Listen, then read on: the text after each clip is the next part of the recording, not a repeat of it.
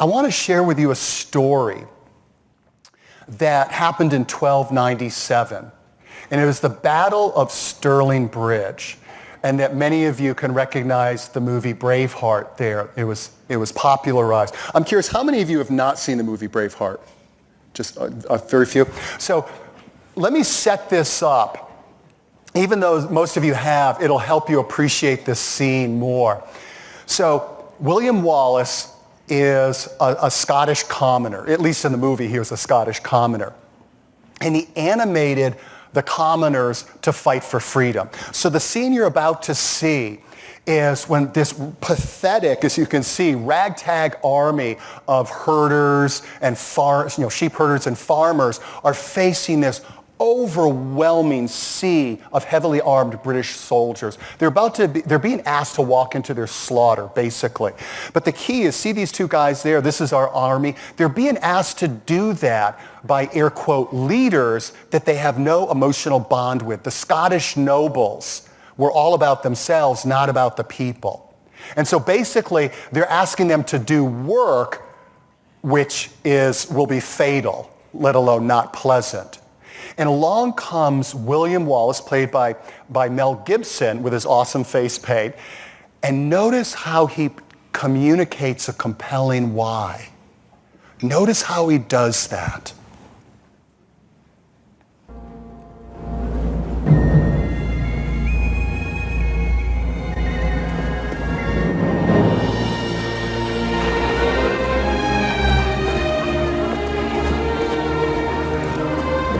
William Wallace?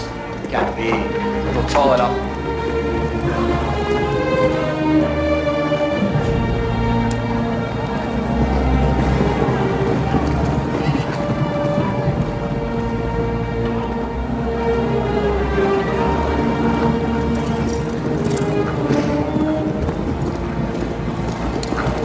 The Almighty says this must be a fashionable fight. It's drawn the finest people. Where is thy salute? For presenting yourselves on this battlefield. I give you thanks. This is our army. To join it, you give homage. I give homage to Scotland. And if this is your army, why does it go? We didn't come here to fight for them.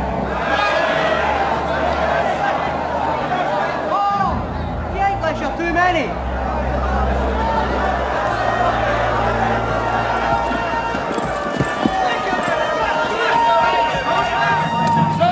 Scotland!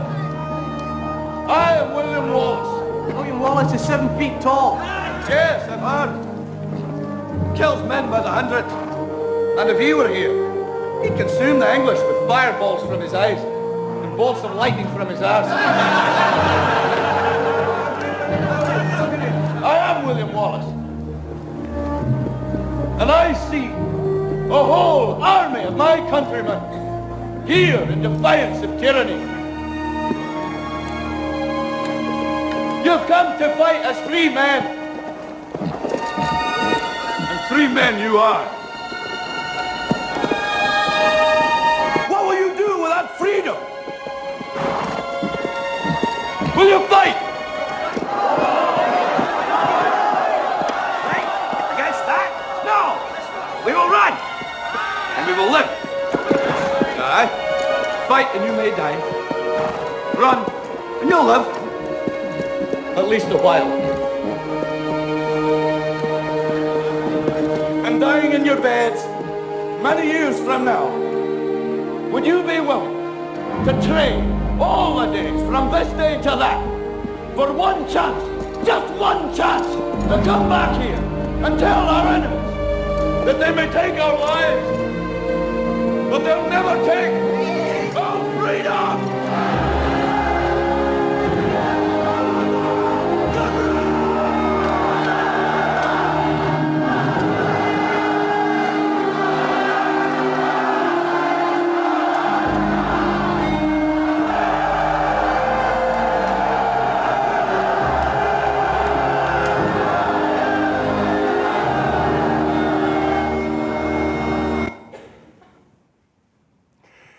And they won. So when you think about putting our challenges in perspective, so whether it's a computer crashing or a difficult person, imagine these guys facing an army that should have slaughtered them. And so when you notice, when you think about his speech, what did he do? Just a few things. And I did a video that I'm going to collaborate with the folks at CLD to add it to your leadership power tools, which has a series of questions that you can, for those of you who also supervise other supervisors and managers, you can use this as a leadership power tool, which analyzes that speech. But just a couple takeaways. You notice how he saw them in a much more heroic, noble way than they saw themselves. And so he painted a picture, a vision of who they were and what they were capable of, as well as creating a vision, a compelling why. Why is it worth doing this work, which is about to be very horrible? And also, for those of you who've seen the movie, you know that it wasn't just about a great speech and cool face paint. It was about who he was as an individual that inspired his people. And so one of the questions that you want to ask as a leader is this: do your daily interactions command respect and trust? Is to be mindful of how you show up. And I'll say a little bit more about that in a little bit later.